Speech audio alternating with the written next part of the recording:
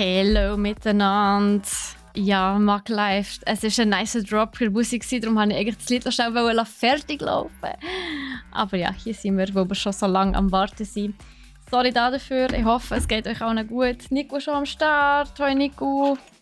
Yes, let's go. Und ja, wir müssen das Giveaway vorbereiten, wo wir haben heute ein fettes Giveaway am Start.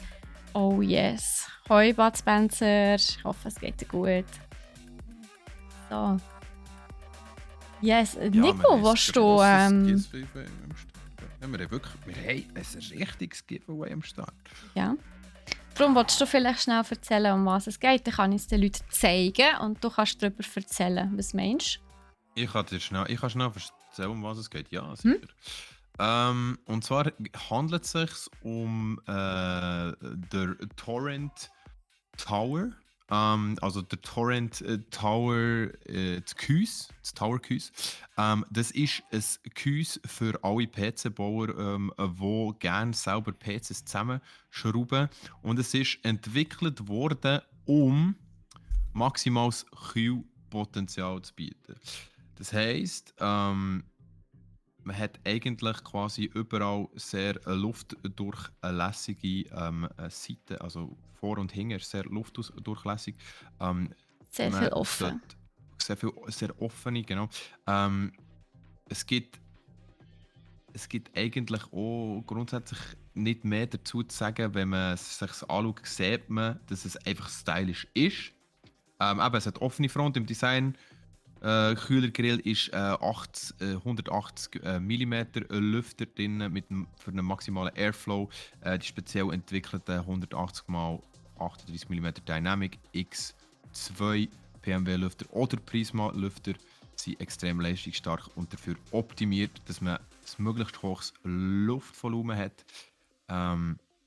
Im Lieferumfang sind enthalten 5 PWM Lüfter, die für ein optimales Verhältnis von Kühlleistung sorgen. Also die Lüfter sind auch schon verbaut in diesem Gehäuse. Es ist ganz neu, es ist erst gerade rausgekommen. Also wir haben es seit dem 1.12. im Shop und darum dürfen wir es erst jetzt verlosen. Aber es sieht unglaublich sexy aus und für die Leute, die gerne PCs zusammenbauen, es ist ein Top-Produkt. Wirklich, wir danken Fractal Design hier sehr fest, für dass wir das hier dürfen verlosen dürfen. Wir haben das mit ihnen können organisieren und wir sind sehr stolz darauf, dass wir jetzt hier das Gehäuse euch dürfen verlosen und vorstellen. Es gibt es in schwarz. Wir haben es jetzt zweimal in weiß. Es hat es bis jetzt in schwarz gegeben, aber weiß ist ganz neu. Es sieht einfach so hure edel aus. Ja. Und es sieht sehr edel aus. Also Fractal Design ist bekannt dafür, dass sie quasi den Sprung machen, der Brücke machen zwischen Gaming und edel Business Style. So. Sie haben so eine sehr coole Mischung zwischen diesen zwei Komponenten. Also für die edlen Gamer unter euch ist das perfekte Gehäuse, genau. Also die, die so ein bisschen aufs Design stehen. Ja, genau. Und was cool finden, wenn es so ein bisschen schön aussieht. Ja. Genau. Also es ist wirklich für jedes Gaming-Setup sicher ein Upgrade. Also das haben wir heute im Giveaway. Ich wünsche jetzt schon. Ja, und vor allem, wir haben 2 von denen im Giveaway. Total 2. Also, ihr habt doppelte Chancen sozusagen, um das Gehäuse zu gewinnen. Yes. Es ist aber, durch das, dass es auch so teuer ist, kostet es euch 50 Punkte. Das ist eigentlich noch sehr wenig, wenn man bedenkt, wie teuer das Teil ist. Tatsächlich kostet es 265 Franken, ein so Teil. Und die brauchen nur 50 Punkte zum Mitmachen. Der Zomuku will im Mode Only Chat. Ja. Ich muss schauen, wo das ist. Da ist es. Viel Spaß in meinem Mode Only Chat. Super. Merci, Kri. Wieder mal Spaßbombe ist um. Sehr gut. Du gehört doch auch dazu, nicht? Kleine Mode Only Sachen. Ja, sicher. Auf jeden Fall. Also, aber dann schreibt so deine Emotes, Zomuku. Ja, und hoi Nifty, by the way, noch. Und auch hoi Mike Blackwater. Der Mike wünscht allen viel Glück, die hier mitmachen wollen. Yes, also das Giveaway, da könnt ihr auch nochmal anschauen. Bei Ausrufezeichen Giveaway. Genau, beziehungsweise ich könnte eigentlich noch den Link da drin posten. He? Eigentlich könnte ich noch den Link da drin tun. Das wäre auch noch etwas. Eigentlich schon, ja.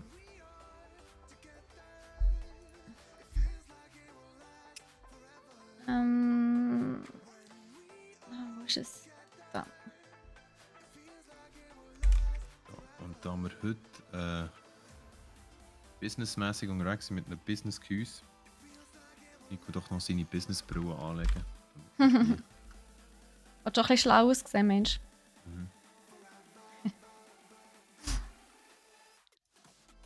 Nice. Da sind wir nämlich die zwei Schlauen hier auf dem Voll, total. Brack. Wenigstens ein bisschen Intelligenz in diesem Chat nicht. Ich will natürlich nichts gegen euch sagen, liebe Zuschauer und Zuschauerinnen. Ihr seid alle super intelligent. Ihr wisst das.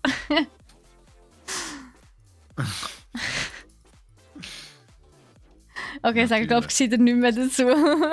Alles gut, Chef. Ich verzeihe dir. Die meisten kenne ich. Gut. Also. So, ich würde sagen, Emote Only Chat ist vorbei. Here we go. So. Du kannst das terminieren. Ah, ich sehe ja. Ich kann das ein- und ausschalten, nach Belieben, ja. Macht natürlich. Es läuft noch nicht. Moment. Was hey? Nicht hey. Also, ich starte das Giveaway. Es läuft 1 Stunde 15 Leute. Moment, ich muss es wieder finden zuerst. Giveaway ist da. Es läuft 1 Stunde 15. Habt ihr Zeit zum Mitmachen? Denkt dran, ihr müsst Follower sein.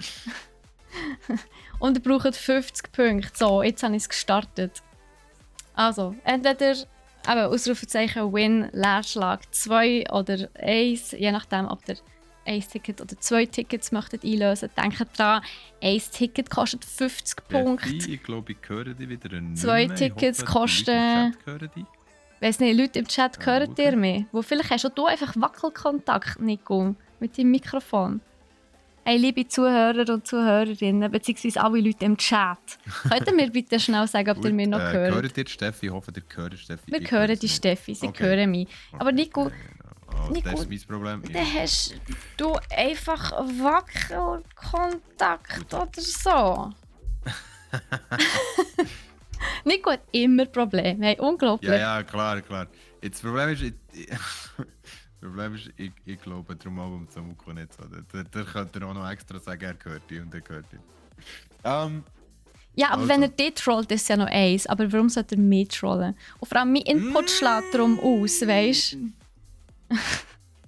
Mein Input schlägt aus. Also bei mir kommt alles gut. Eben gesehen, danke Muck. Schlägt er eben nicht aus, aber alles gut.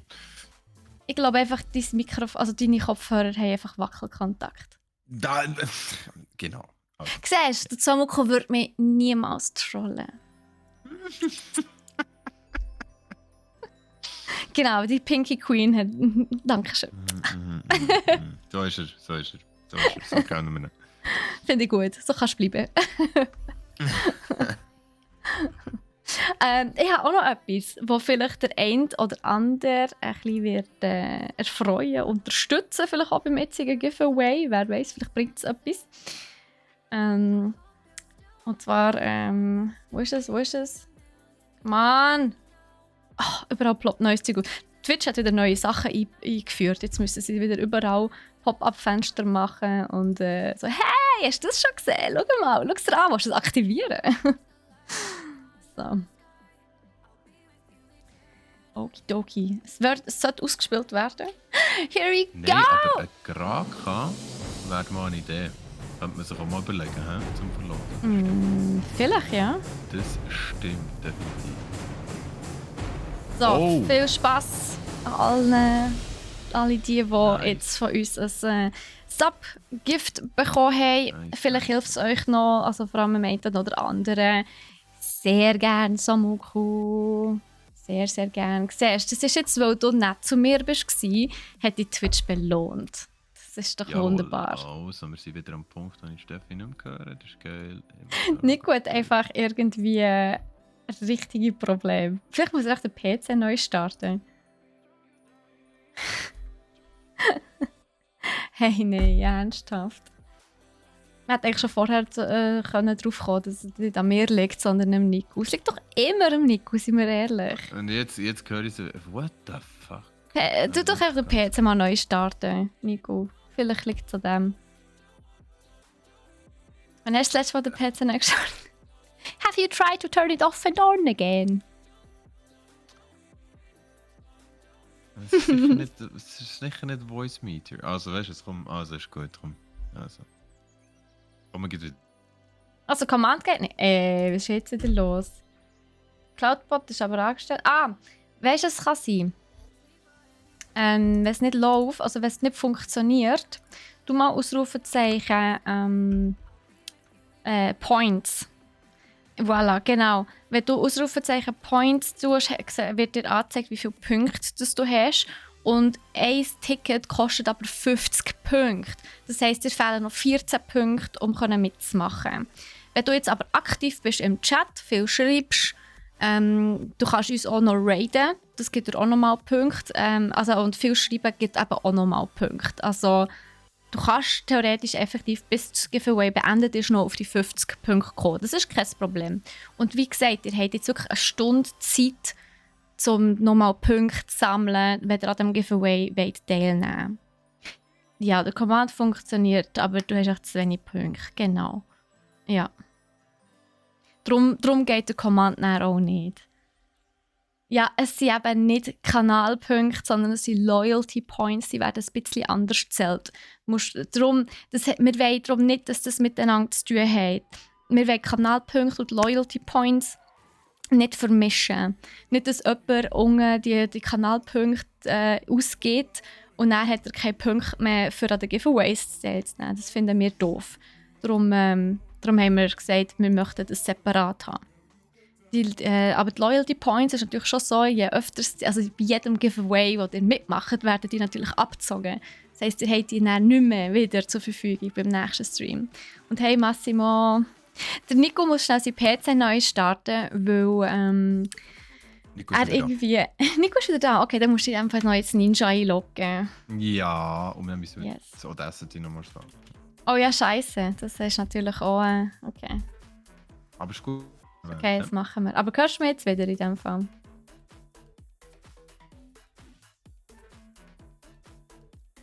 Doch, Massimo. Bot geht schon.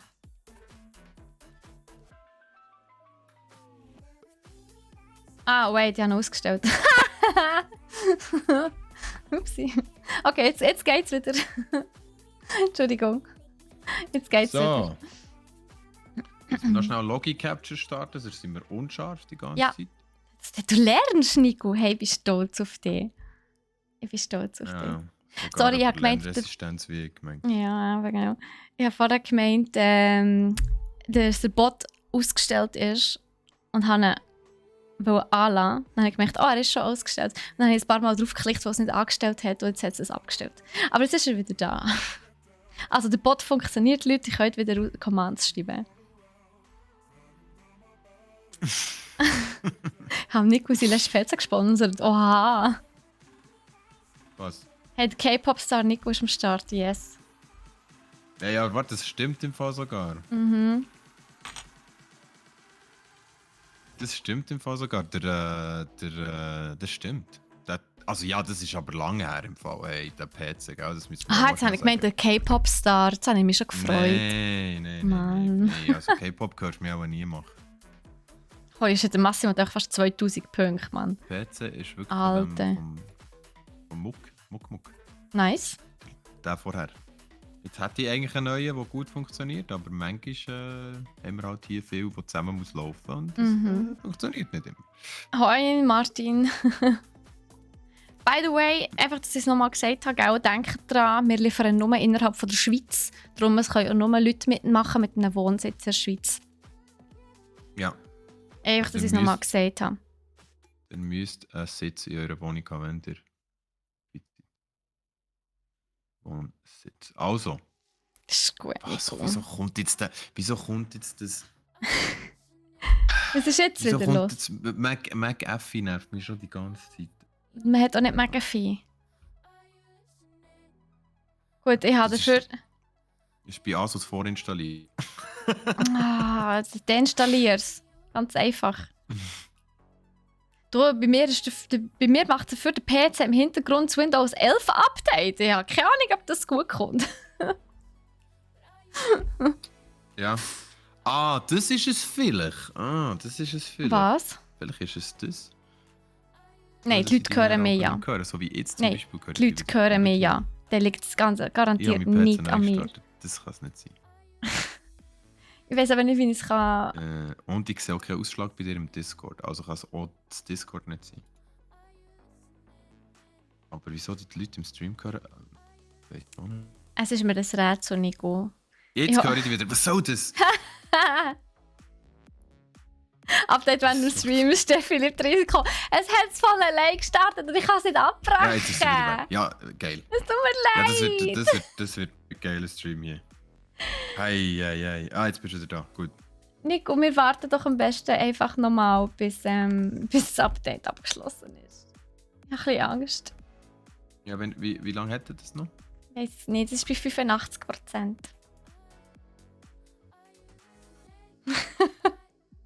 Storm Potato sagt, das geht besser, wenn du das Keyboard aussteckst. Was?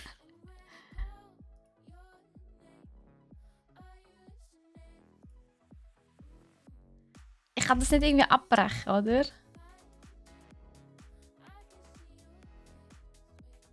Wieso kann ich das nicht abbrechen? Wer hat das erfunden? Dass man Updates nicht abbrechen kann? Was soll das?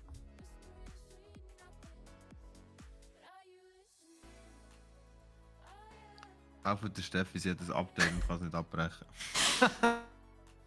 Ja, du lachst jetzt. Das ist einfach nicht lustig.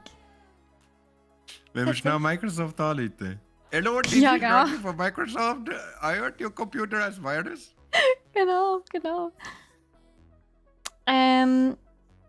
PC Storytime. Mein Headset ist plötzlich nicht mehr gegangen. Es hat funktioniert, nachdem ich das Keyboard ausgesteckt habe. Okay. What the fuck? Warum? Ja, du machst ein bisschen klippen. Ich bin immer am E-Freeze. Ich höre Steffi noch E-Freeze. Ja, steck alles aus. Was Performance ist 1A hier.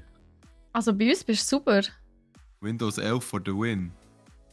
Also, ich weiß nicht. Also bei euch komme ich ja gut an, oder? Also, wie lange hast du noch für das Update, Steffi? es hat keine Zeitangabe, es hat nur einen Prozent. Nico, du kennst doch Windows-Updates. Du weißt doch selber, dass die immer nur in Prozent anstehen. Und nicht so lang dauert es noch. Ja, jetzt gehört sie. Oh, wow. Kannst du noch etwas sagen? Nein. Hallo? Ja, jetzt. Was geht ab bei dir? Nico. Du kennst doch Windows. Du weißt doch selber, dass die Updates in Prozent angegeben werden und nicht in wie viel Zeit das noch dauert. Aha. Ja, wir Marcel, können, würden wirklich gerne wir können im Fall anfangen, gerade echt nicht anfangen, wenn wir so technische Probleme haben. Massi ist immer so stressbaut. Ja? Sie macht ein Update, Massi. Ich kann es nicht Oh. abbrechen, das ist vor allem das Sie kann es nicht Problem. abbrechen. Er ist so pushy wieder. Gell, Massimo, immer so übergriffig. Nein, Scherz. Joke. Nein, da müssen wir jetzt aufpassen, mit dem musst du nicht wieder. Ja. Plot Twist, Nico trollt die Steffi nur und hört sie in Wirklichkeit die ganze Zeit. Ja, wahrscheinlich. Würde mich nicht mal Das wird zu mir wundern. passen, aber Ja, ich bin voll. definitiv nicht aufgelegt für solche Jokes. Warum denn nicht, Nico? Was ist passiert? Es ist nichts passiert, aber ich habe mir vorgenommen, heute machen wir einen Professional Stream. Was? Heute bist du mal... darum bist du schon pünktlich gewesen. Nice. Ja. Manchmal nehmen wir so Zeug vor, das klappt dann so einmal im Jahr. Kannst du bitte... Nein, nicht im Jahr. Ich würde sagen, kannst du das bitte öfters vornehmen? Oh Mann. Hallo? Okay, also tschüss zusammen. Ja. Ja, Massi, was ist mit dir eigentlich noch, du Drama Queen? Wirklich? Ist das die Ernst? Ich habe Points um Storm Potato. Nein, das Massi, geht du aber bist- glaub ich nicht. Also du kannst es probieren, Ausrufezeichen GIF und dann eine Anzahl. Try. Aber, und erwähnen musst du natürlich auch noch schreiben. Aber, weiß nicht. Hey, Dom-Ding.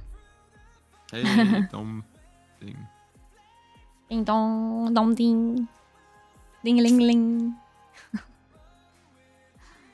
Ich weiß nicht, ob es geht, Massi. Ich hoffe natürlich, Fractal Design schaut uns zu bei unserem Dream, wo wir ihr Zeug verlosen. Weiß es nicht. Wenn ja, hello. Hello from the other side. Oh, warte, und weg ist sie wieder. Hello from the... Jetzt kann ich singen, wenn der Nico mir Aber nicht ist noch gut, zulässt. wenn es cuttet, Hello wenn du from fast the singen, dann other bin ich eigentlich noch side. Das ist eigentlich tipptopp. Nico ist immer so gemein zu mir, Leute. Helfen Ja, mir, ich will ein bisschen bitte. nicht mehr. Nice.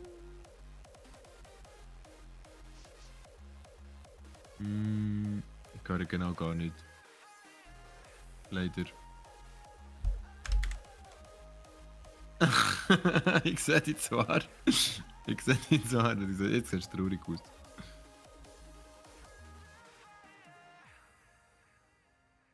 Ah, okay. Das GIF funktioniert, aber du musst zuerst den Namen und dann den Amount. Massi. Hast du es mitbekommen? Zuerst den Namen und dann den Amount, den du schenken willst. Hey, Crazy Cat Lady, wie geht's dir? Ja, es gibt ein Giveaway. Der Dom-Ding ist krank im Bett. No! Jetzt höre ich dich wieder. No! Gute Besserung, Dom-Ding. Was hast du? Crazy Cat Lady geht's gut, wunderbar. Was? Frage vom Zähmückler. Mir geht's besser.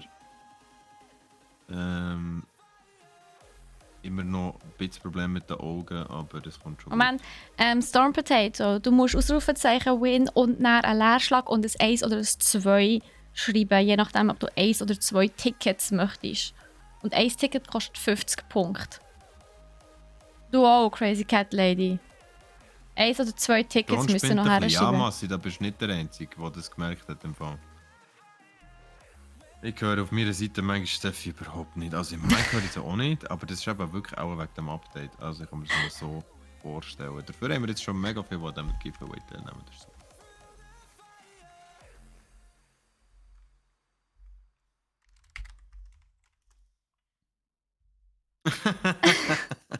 Ja, aber du siehst. Es ist immer noch bei fucking 87%, Mann. Ich drehe jetzt da durch. Oh Gott. Kann ich das nicht abbrechen? Hey, wir sollten langsam starten mit dem Podcast. Ja, ich weiß. Aber du kannst nichts gegen das machen. Nein. Ich kann es Geht nicht einfach abbrechen, nichts. Es macht es einfach. Das ist schon weird. Das ist schon sehr weird. Aber gell? Manchmal will man es ja gar nicht hören, Steffi. Hey! Fies. Oh, jetzt tut es sich. Oh, okay. Das tut gar nicht mehr. Nice. Massi, wieso bist du immer so fies zu den Leuten? Gell, Massimo, hör mal auf, fies zu sein zu den Leuten. Leuten. Wir gute Stimmung gehabt, hä? Wer braucht noch Punkte fürs Giveaway? Massimo ist eine Gönnerstimmung. Nein, er wollte uns einfach provozieren. Aber er sagt, ich gebe ja auch meine Punkte an Pranger. Das ist auch okay, das kannst du gerne machen. Am Schluss gewinnt er dann wieder. Oh ja, sag nicht. Hey. I love you guys. Ja, we love you too, Massimo, you know. Ja, mit dir, Massi. Immer du bist doch. ein Provokateur, hä? Petit peu, hä? Croissant. Petit peu. Ah, Croissant! Provokateur. Ah. Das machen wir eigentlich. Hallo, Wir Fractal hören mal Design. Falls ihr zuschauen. Also, weißt du was, Nico? Ich habe eine Idee. Komm, red noch mal über das schöne Gehäuse. Ist gut, komm, machen wir das. Nochmal erzählen, was das für ein Gehäuse ist. Ja. Also. Dann können wir nochmal schauen. Also, das Torrent-Gehäuse von Fractal Design. Nochmal, ist entwickelt worden, für maximales Kühlpotenzial zu bieten. Das heisst, ihr habt eine offene Front Kühlgrill und mit richtig grossen 180 mm Lüfter, die für einen maximalen Airflow sorgen. Das heisst, die speziell entwickelten 180 x 38 mm Dynamic Lüfter sind extrem leistungsstark und dafür optimiert, ein möglichst hohes Luftvolumen zu generieren. Ihr bekommt also mit dem Gehäuse zusammen 5 PWM Lüfter, die grundsätzlich alles rausholen, was ihr an Kühlleistung rausholen könnt in einem Gehäuse.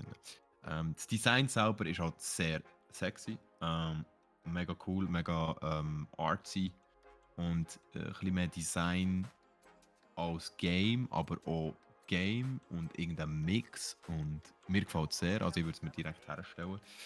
Wir haben 2 von denen, das heisst 2 Leute können gewinnen. Wir haben ein schwarzes im Shop. Wenn man ein schwarzes will, so wie jetzt zum Beispiel unser Extrawurstmensch Zomuku möchte, dann muss man das bestellen.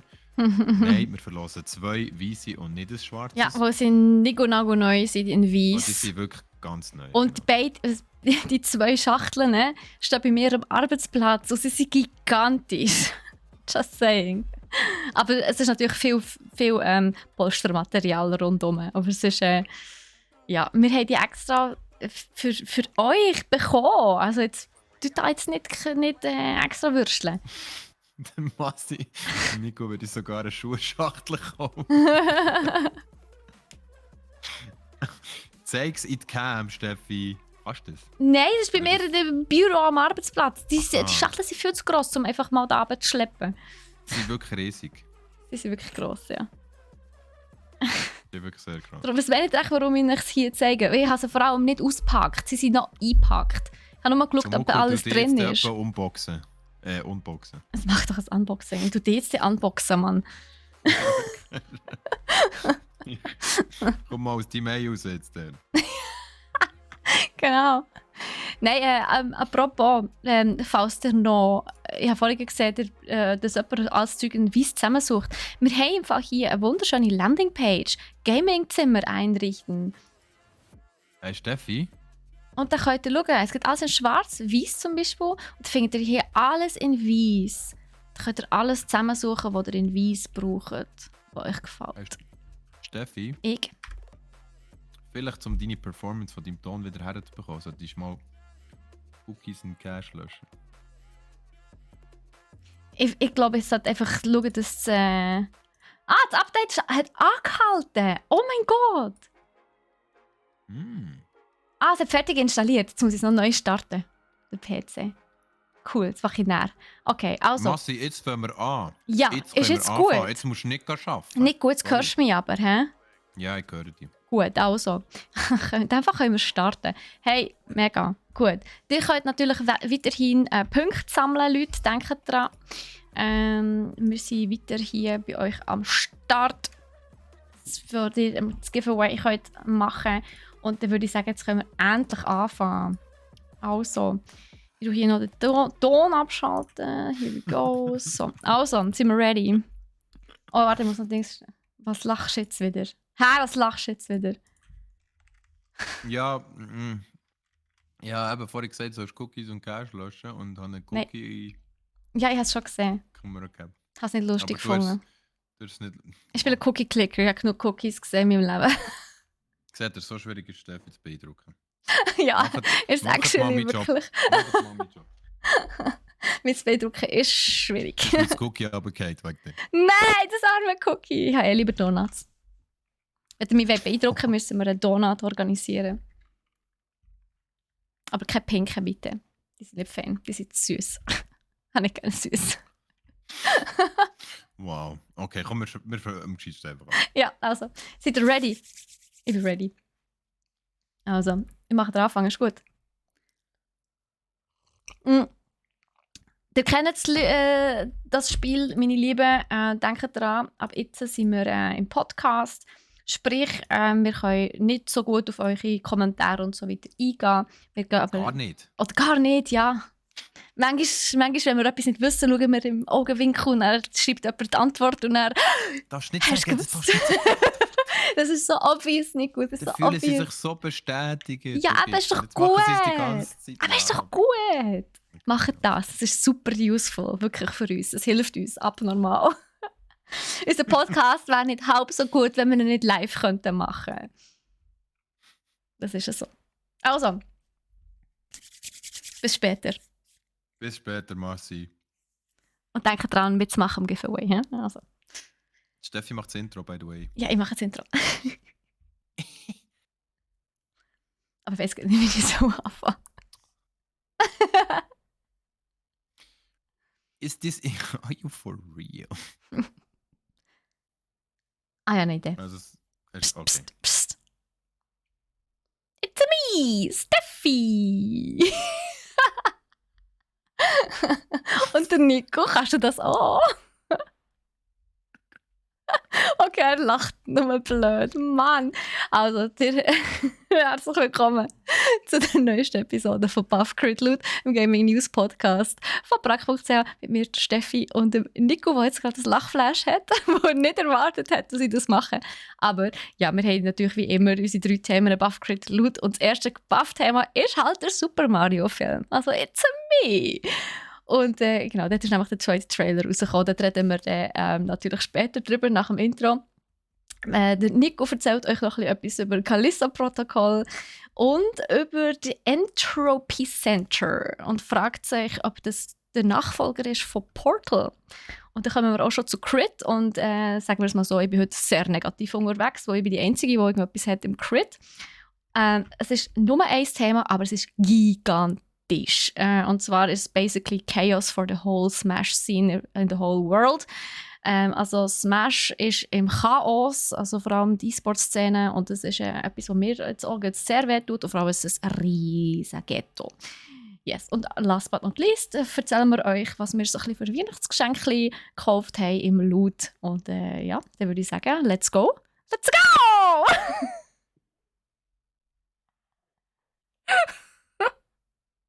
Nico ist gebrochen. Nico, bist du noch da? Was ist das am Schluss gewesen? What the hell? Let's go! Okay, das ist sehr gut. Let's Also, go! Ja, ich bin, Nicht gut. ich bin der Nico und ich bin auch da. Hi Nico. Schön bist du auch da. Ich bin der Kameramann. Das freut mich sehr, dass du da bist und die Kamera schaust. Oh Gott. Ja, willst du noch etwas sagen? Weil sonst fange ich einfach Ja, an. ich möchte sagen, merci vielmals für das, für das mega coole Intro, Steffi. Voller Energie und Datendrang, du heute strotzst. Lüge nicht, du bist gestorben vor Lachen, ich habe dich genau gesehen. Ja, ich sehe auch jetzt die schelmische Grinsen, ja. Aber es hat einen Grund. Oh, weißt du, was mir gerade eingefallen? Wir haben auch das nicht gestartet. Das ist sehr gut. Das heisst, wir können das Ganze noch gerade einmal schaffen.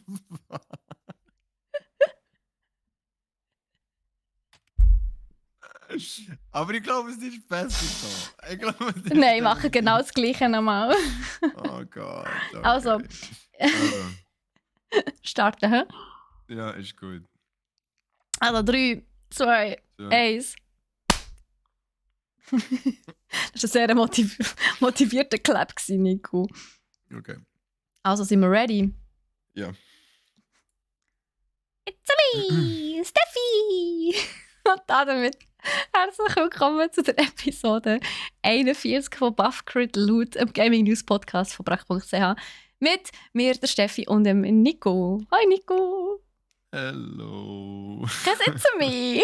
Oh Mann! Ja. Nein! Ja, und das ist schon eines von unseren Hauptthemen. Also, sagen wir so, das ist das erste Thema noch von der heutigen Episode. Und zwar geht es wirklich um einen neuen Trailer, der vom Super Mario Movie ist rausgekommen.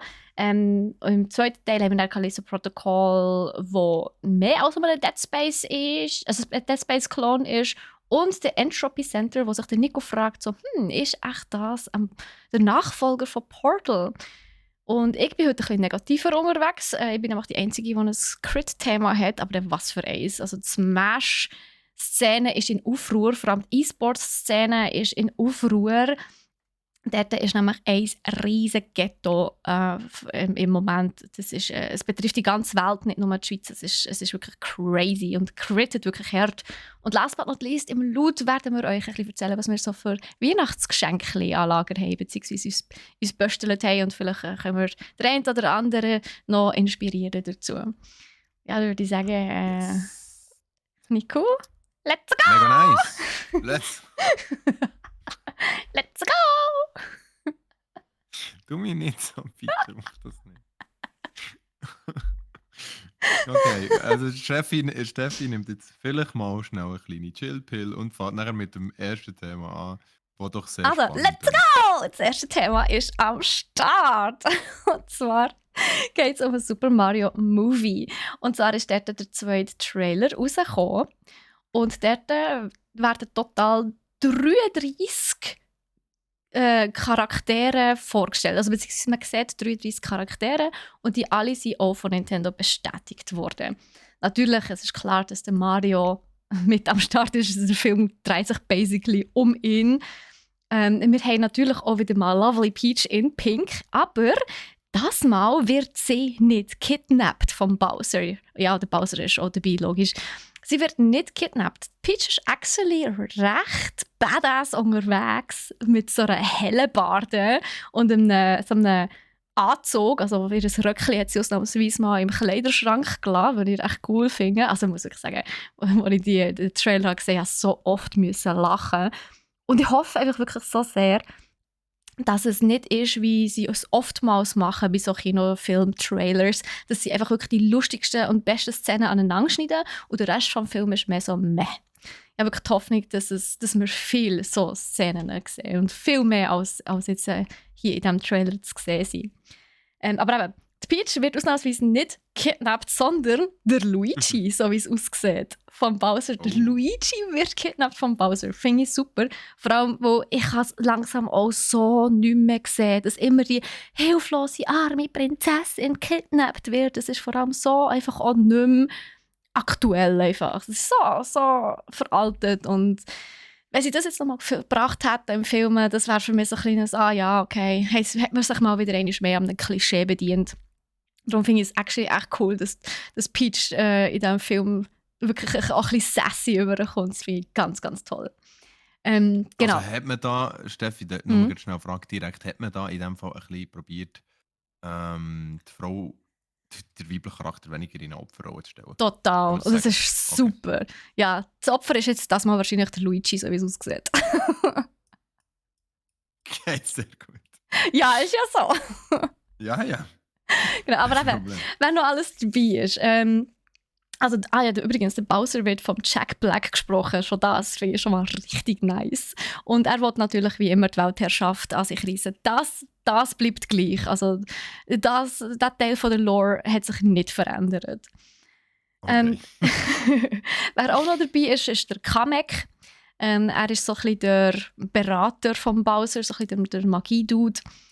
Und normalerweise in der Lore ist es so, dort wo der Kamek ist der Bowser Jr. nicht weit, wo er ist so ein bisschen beauftragt worden, der Bowser Jr. zu erziehen und auf ihn aufzupassen und ihm Sachen beizubringen.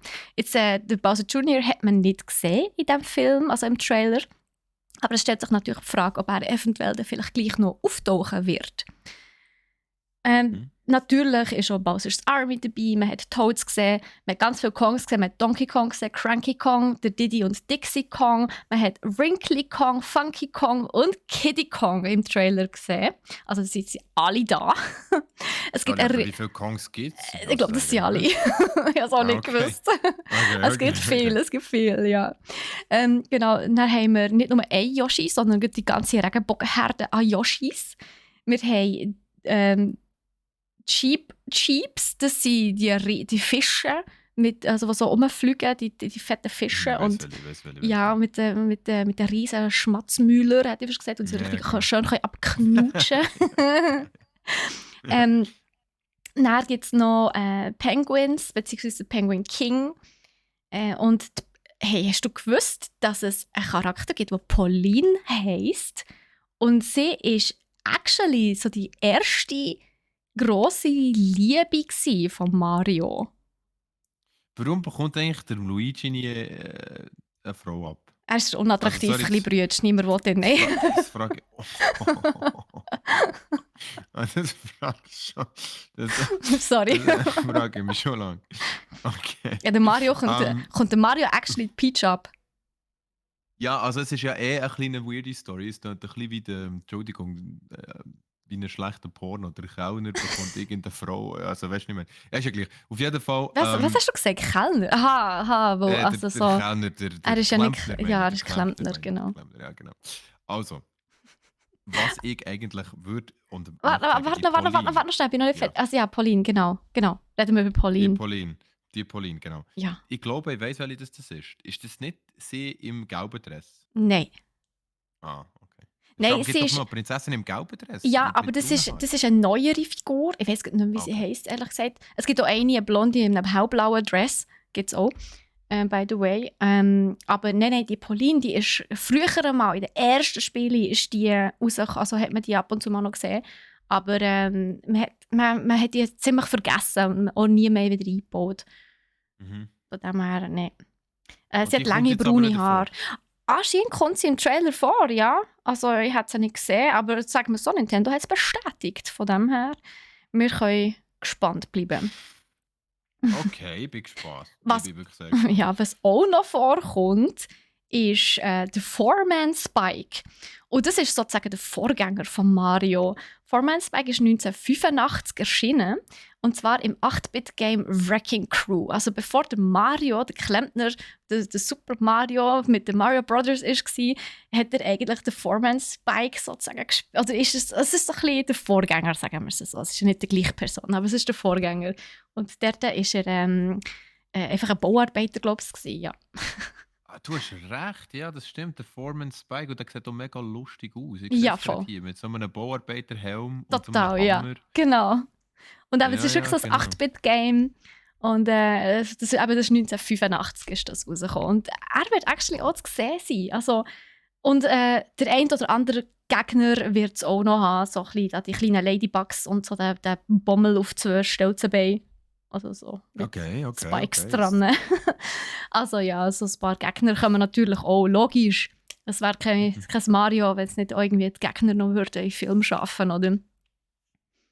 Aber man sieht auf jeden Fall, dass sie sich extrem Mühe gegeben haben und sich wirklich viel überlegt haben, oder? Wenn sie vor allem so, Auf so jeden alte Fall. Charaktere noch einbauen. Das ist Hey, eigentlich mega cool. Ich finde es Wahnsinn. Also, ich muss wirklich sagen, wenn man schaut, auch von der Story her, sie haben sich wirklich etwas überlegt. Sie haben nicht die alte Story, wie es aber schon 1000-mal hat gegeben, einfach übernommen und 1:1 übersetzt, sondern sie haben sich etwas Neues einfallen. Sie haben eben, ich sage jetzt auch mal ein bisschen die Lore vielleicht ein bisschen moderner gemacht, indem sie eben die Princess Peach nicht mehr heilen, die arme Prinzessin, die gekidnappt wird, sondern sie selber ist actually auf Adventures unterwegs und mit ihrer hellen Barde. Das Teil ist grösser als sie, also musste lachen.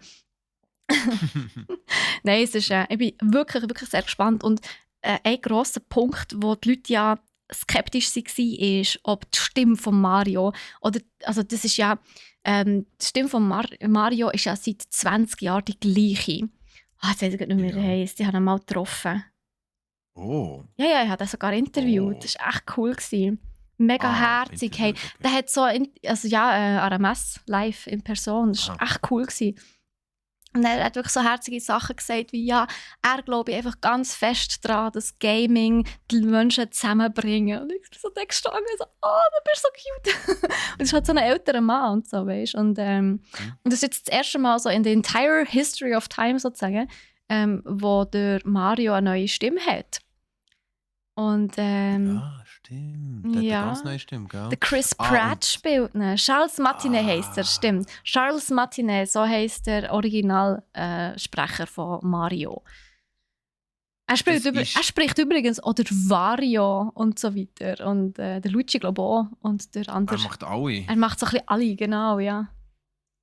Mario! Fast, Nico, fast! Nein, also dort muss ich wirklich sagen, der Chris Pratt, also das, was man in den Trailern hat gehört, kommt actually echt gut über. Ich bin wirklich sehr, sehr gespannt. Und Dings, Okay, und von wo kennt man den Chris Pratt noch schnell? Guardians of the Galaxy. Ist das der Der Captain... yes, Nein, er der heißt anders. Wie Star-Lord. heißt der? Star-Lord, ja. Ja, das ist super. Das Äh, ist der Dude. Hat ja, der Mario-Stimme? wir finden es raus. Im April, gerne ein paar Monate leider. Aber nein, ich bin wirklich gespannt. Der Film wird grossartig. Mehr habe ich gar Okay. nicht dazu zu sagen. Ich freue mich. Mega. Und die Sehr gut. Regenbogenstrecke kommt drin vor. Das ist, ja, dort wird übrigens, hat's irgendwie, aber das ist so typisch Internet-Style, hat es gewisse Stimmen gegeben aus dem Internet, wo man so, sich so überlegt, so, hey, niemand interessiert es, die sagen so, ja, das ist die Regenbogenstrecke, das ist voll woke. So, who cares? Who cares, Mann? Es ist Super Mario. Die Regenbogenstrecke ist Inventar. Es ist Inventar von Super Mario. Ja, Das ist jetzt halt einfach gut. so. Ey. Es nimmt jetzt schon Ausmaße an, die ich nicht mehr Ja. und Aber nicht jetzt, mehr gesund sind. genau, machen wir weiter. Du hast Callisto Protocol ein bisschen studiert. Ja, also merci vielmals schon für das. Also, das ist jetzt mir auch gerade mega gehypt auf diesen Movie. Merci vielmals für die Introduction. Wirklich klingt cool und es klingt auch richtig gut. Und es klingt auch so, als würdest du sie selber mega aufhypen für den Film. Von dem her, merci Ich freue mich vielmals. mega, ja. Ja, merci vielmals, Steffi. Ich glaube, der wird so witzig. Und vor Ja, allem, weißt du, ganz ehrlich, sorry, das muss ich noch schnell sagen. Ich ja, glaube, mach nur. also ich bin einfach der Meinung, Super Mario gibt es schon so lange und man hat schon so oft probiert, das zu verfilmen. Es hat einfach eine gute Verfilmung langsam wirklich verdient. Und ich glaube, dass der Animationsstil halt wirklich perfekt ist. Und ich glaube auch, dass Das stimmt. Illumination der perfekte Partner ist. Darum ich freue mich wirklich sehr. Voilà. Die mehr Reviews, Filmreviews von Steffi übrigens könnt ihr sicher immer wieder schauen bei ihr auf dem Kanal oder wenn ihr im Discord sie Genau. fragt, welchen Jetzt Film mach sie gut einfach, findet. mach einfach weiter. Let's go! Im- Okay, ich werde hier Let's gestresst go! zum Weitermachen. Gut. Also. Es ist ein Game, wo ich gehypt drauf bin. Es ist ein Game, wo ich schon lange ein Auge drauf geworfen habe. Es ist ein Game, wo wir schon darüber geredet haben hier im Podcast. Und zwar heisst das Game The Callisto Protocol. Und The Callisto Protocol ist ein Horror-Game. Wer hat von euch Dead Space gespielt? Dead Space Ich ganz ist sicher nicht. ein Game gsi.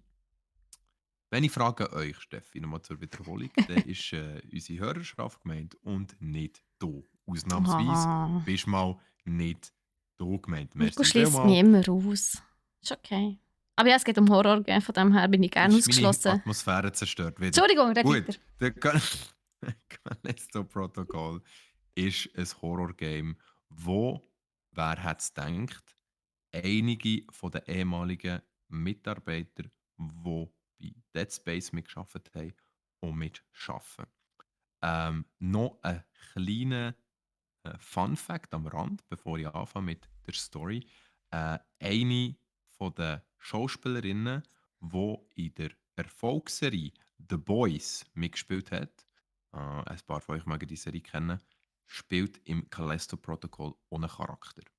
Und zwar sie, wo in der Serie The Boys die Asiatin gespielt hat, wo die ganze Zeit eigentlich nichts redet bis am Schluss. Ähm, Das ist ein Fun Fact. Habe ich vorhin entdeckt, herausgefunden. Finde ich super. Kommen wir zum Game. Schlecht dann. Und zwar, das Game, wie schon gesagt, spielt im Weltraum. Das Setting ist Weltraum, Gefängnisplanet. Das heisst, es spielt auf einem Gefängnisplanet im Callisto-System. Von der kommt der Name. Und es fängt an, man spielt Frachterpilot namens Lee. Und man wird durch einen Angriff von einer Aktivistengruppe eigentlich dazu gezwungen zu notlanden. Und zwar auf dem Gefängnisplanet. Ähm, Wenn man dann auf dem Gefängnisplanet crasht, und das ist so quasi das Intro, kommt der Gefängniswärter und nimmt dem zuerst mal mit. verhaftet ihn aber nachher auf kurze Zeit später, wo er von oben den Befehl bekommt, dass man nicht weiss, wer der Besucher ist, der neu, also wir, die haben müssen notlanden und man jetzt erst mal einsperrt. Ja, so schön, so gut. Man wird eingesperrt, unter anderem kann man sich dort nicht wehren, weil die Gefängniswärter dort sind die meisten sind Roboter, recht grosse, brutal aussehende Roboter und die nehmen ihn gefangen. Kurz darauf aber bricht aber Chaos auf dem Gefängnisplanet und es werden Gefangene freigelassen. Ähm, gewisse Gefangene sind infiziert mit einem Virus, das sie mutieren und sehr aggressiv werden. Das heisst, man ist nachher auf dem Gefängnisplanet eigentlich auf sich selber gestellt und wird dauernd angegriffen von anderen Insassen, die zombie-mässig einem angreifen. Im Gegensatz zu Zombies, die man kennt, wo ja eher langsame Gegner sind, sind die sehr schnell und sehr aggressiv. Ähm, man muss sich nachher einen Weg bahnen durch das ganze Gefängnissystem, wo natürlich gespickt ist mit Gefahren, mit ähm, Wegen, wo man zuerst nicht genau weiß, wo man durch muss, mit Passagen, wo man natürlich, bevor man um irgendeine Ecke herumgeht, schnell durchschudert, weil man einfach nur ein paar blinkende Lichter sieht, ganz viel Dunkelheit und nichts anderes als komische Klopfgeräusche. Ähm, unglaublich viel Action und spannende Parts, die es drin hat. Ich habe mir 2, 3 ähm, Let's Plays angeschaut und es ist wirklich, es packt mich im ersten Moment an. Zum Game selber, man hat am Anfang nur Nahkampfwaffen. Das heisst, am Anfang ist es schon mal sehr schwierig. Man bekommt Stange, eine Eisenstange, glaube wo man elektrisch kann laden kann. Also so einen Elektroschocker eigentlich. Und zusätzliche Nahkampfwaffen. Aber man muss mit denen sich durchfighten am Anfang. Das heisst, man muss extrem gut können ausweichen, zurückschlagen, kontern. Die Gegner sind sehr stark. Das heisst, man bekommt 2, 3 Schläge ab und ist gone. Also das Game ist nicht einfach, es ist schwierig. Man muss genau können ausweichen, man muss genau können kontern. Das Kampfsystem ist sehr speziell. Es gibt eine sogenannte Abfolge von Knöpfen, die man muss drücken muss, um kontern, ausweichen und zurückschlagen.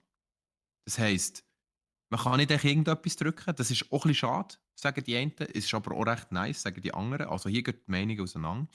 Wenn man nachher ein bisschen in der Story innen war, gibt es einen Punkt, wo man einen Revolver findet. Das erste Mal, wo man eine Schusswaffe findet, hat man natürlich zuerst mega Freude. Merkt aber nachher, dass man dauernd Munitionsknappheit hat. Das heisst, man hat vielleicht 2, 3 Kugeln in diesem Lager und dann muss man wieder eine finden. Das heisst, man beschränkt sich im ersten Drittel des Games einfach auf Nahkampfwaffen. Weil Schusswaffen bringen noch genau nichts. Weil es ist oder sagen wir so für einen letzten Blow vielleicht. Aber sonst ist es eigentlich eher eingeschränkt, weil man keine Munition hat. Nach dem ersten Drittel von der Story kommen dann endlich richtig Schusswaffen ins Spiel. Dann gibt es nachher kleine MGs, dann gibt es nachher Schrotflinten etc. Was bei der Schusswaffe aber wichtig ist, man kann 3 carryen.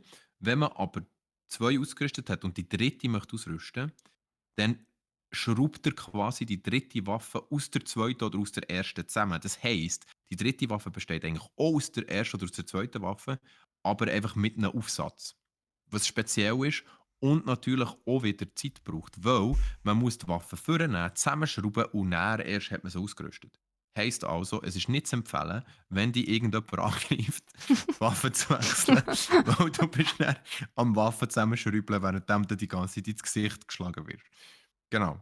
Eine weitere Waffe ist der Grip-Händchen und der Grip-Händchen arbeitet, wie es schon tönt, mit Grip, also mit Schwerkraft. Man kann mit dem Gegner durch die Luft schießen, in gewisse Maschinen reinklepfen oder in Abgründe abschießen. Also einfach ein bisschen schneller den Tod herbeiführen bei Gegnern. Das ist aber auch wichtig, der Grip-Händchen, der hat Energie. Energie ist aufgebraucht bei einem gewissen Zeitpunkt. Und wenn die Energie aufgebraucht ist, kannst du den Grip-Händchen nicht mehr brauchen, und zwar für eine gewisse Zeit, die er wieder laden muss. Heisst auch dort, weise einsetzen. Mega wichtig. Zum Kampfsystem an sich eigentlich sehr gut, aber komplex. manchmal fehlen ihm ein bisschen Möglichkeiten zum Wegrennen von den Gegnern, weil es bringt meistens nichts. Und der mit dem Waffenwechsel, habe ich schon gesagt, der ist auch schwierig. Äh, die Wege durch das ganze Game, also der Weg, wo man läuft, ist eigentlich eher schlauchförmig. Das heisst, man weiß früher oder später, wo man durchgeht. Es gibt aber hier und da alternative Wege, die man wählen kann. Auf diesen Wegen gibt es immer wieder 3D-Drucker mit der Möglichkeit, wo man seine Waffen upgraden kann. Und Bosskämpfe gibt es auch. Da tue ich jetzt noch nicht spoilern, aber die Bosse sehen nice aus. Aber sie sind etwas mühsam. Weil bei den Bosskämpfen ist es so, dass das mit dem Waffenwechsel noch mehr zum Problem wird, weil bei den meisten Bossen bist du One-Hit. Das heisst, du bekommst einen Hit und du bist dead. Also, das heisst, du musst dir mega überlegen, wie du das machst, um die Bosse zu besiegen und dass du keinen Hit kassierst. Also, für Leute, die gerne grindy sind, die gerne schwere Games haben, ist Callisto Protocol sicher das Richtige. Von anderen Leuten und bewährten Reviewer hat man aber auch gehört, dass das Game ganz okay sei. Man hat sich aber bei der Story- und Game-Element ein bisschen mehr erwartet, weil ja ehemalige Dead Space-Mitarbeiter mitgewirkt haben. Das heisst, man hat bei Dead Space so Sachen gehabt wie freischwebende Kampfszenen oder irgendwie ganz spezielle Parts, die einem aus dem Game geblieben sind. Das hat man jetzt hier weniger und weniger auch gehört oder in den Reviews gelesen. Trotzdem würde ich ihm mega eine Chance geben und ich würde sogar streamen. Das heisst, wenn ihr Lust habt, zuzuschauen, wie ich mir erschrecke, immer wieder, lustig haha, dann kann ich mir das vorne Callisto Protocol streamen. Ich habe schon lange mal ein Horror-Game streamen. Ich habe das Gefühl, ich werde komplett durchdrehen, aber let's see. Ich glaube, da würde ich sogar zuschauen, einfach nur zum dich zu rennen. Genau. Ich renne grundsätzlich nicht, Steffi, aber ja. Ja, rennen, verschrecken. Das Gleiche. Potato, Potato. Genau, Potato, Potato. So viel zu Callisto Protocol. Ja, ich bin zwischenzeitlich fast eingeschlafen. Nein, es ist halt es ist halt Horror. Es ist halt für mich so. Ich habe den Trailer gesehen und habe fast gekisst. Also von dem her, ich glaube, ich werde da auch nicht zuschauen. Einfach, wenn es darum geht, das erschreckend zu sehen. Das ist mir einfach zu gruselig. Also wirklich. Nein, das ist schrecklich. Andererseits muss ich sagen, so wie du das erzählt hast, hat es mich wirklich sehr an Breath of the Wild erinnert. Mhm. Vor allem mit dem One-Hit. Also bei Breath of the Wild. Vom Kampfsystem, Mensch. Ja, beim Breath of the Wild, abgesehen vom, dass du deine Waffen wirklich musst zusammenschrauben und so. Bei Breath of the Wild ist ja eigentlich basically, habe ich müssen feststellen, also ich habe jetzt wieder angefangen von vorne. Es ist eigentlich literally ein Survival-Game. Und aber du musst die ganze Zeit neue Waffen suchen. Sie gehen die ganze Zeit kaputt. Du bist immer knapp am Anfang mit Pfeilen oder allgemein mit guter Ausrüstung. Ja, und du prügelst 30 Mal auf einen Gegner rein und er stirbt einfach nicht. Aber wehe, er trifft dich einmal, du bist instant dead. Ja. Genau, so kannst du dir das vorstellen. Es ist wirklich recht akkurat. Es ist so frustrierend. Es ist so frustrierend und so nervig. Aber es ist gleich auch irgendwie, es ist halt Zelda, es ist halt immer gut. Aber ja, Callisto Protocol, ich habe wirklich ein Angstgenre rein, also definitiv nicht für mich. Aber schön hast du ein neues Game für dich gefunden, Nico. Das freut mich Wahnsinn. Ja, also ich bin auch hyped, wirklich. Vielleicht inspirierst du ja auch jemanden, um das zu spielen. So wie letztes Mal. Hast du nämlich gewusst, dass der Yves sich wegen deinem Geschwärme Goat Simulator 3 hat geholt? Nein. Mhm. Und? Ja, genau das gleiche, wie du gesagt hast. Hure geil, aber länger als so 2 Stunden am Stück kannst du es nicht spielen. Der Yves ist sogar da und lässt zu. Nice. Nice. Ja. Du hast mich überzeugt. Nice, ja. Das ist das Ziel vom Ganzen. Das ist das Ziel. Der Yves ist sowieso sehr leicht zu überzeugen anscheinend. Er hat auch wegen mir sein gesamtes Breath of the Wild Speicherstand gelöscht, um neu anzufangen. Das musst du jetzt nicht sagen. Jetzt Doch, musst du eben sagen, der Yves lässt sich schwer überzeugen, aber wir sind halt gut. So. Stimmt, der Yves lässt sich sehr schwer überzeugen. Einfach von den richtigen Menschen. Das ist aber richtig korrekt. Er lässt sich nur von den richtigen Menschen überzeugen. Genau. was aber ein Game könnte sein, das nicht Steffi jetzt vielleicht davon überzeugen kann, weil sie doch auch gerne Portal gespielt hat. Hast du Portal gespielt, Steffi? Verzeih ich, hast du nie Portal gespielt? Nie. Ich stehe dazu. Wow. Eigentlich finde ich es Okay. traurig, aber ich habe es leider nie gespielt. Okay. Also gut, trotzdem erzähle ich euch jetzt ein bisschen von Entropy Center. Und zwar ist Entropy Center auch der Nachfolger, oder ja, der Nachfolger, ist das Game, das man am meisten im Moment mit Portal kann vergleichen kann. Es ist im Gegensatz zu Portal halt das Game ohne Portals. Lustig, oder? Das heisst, es Nein, gibt gar eigentlich nicht. gar keine Portale in diesem Game. Aber alles andere ist mega ähnlich. Und zwar hat man eine sogenannte Entropy Gun. Und die ist ähnlich wie die Portal Gun. Aber mit der kann man einfach Sachen schweben und bewegen, wie man es schon von Portal kennt. Aber was auch mega cool ist und was anders ist als bei Portal, man kann Sachen in der Zeit zurückschicken. Heisst, sehr cooles Element. Hm. Heisst, ich bewege zum Beispiel eine Kiste von A nach B und von B nach C. Dann kann ich sie nachher mit der Funktion von C nach B und von B nach A zurückschicken. Und das Ganze kann man 38 Sekunden lang machen. Also 38 Sekunden zurück kann man Ist das. 38 Kann das man, neue 42 oder was? maybe. Ha. I don't even know. Aber das ist eine wichtige Zahl scheinbar. Auf jeden Fall 38 Sekunden in die Vergangenheit zurück kann man Sachen wieder rekonstruieren, zurückbeamen, was wir immer machen mit all diesen Gegenständen, die man quasi teleportiert. Und das ist ein sehr cooles Gimmick. Das ist actually Mit dem richtig cool.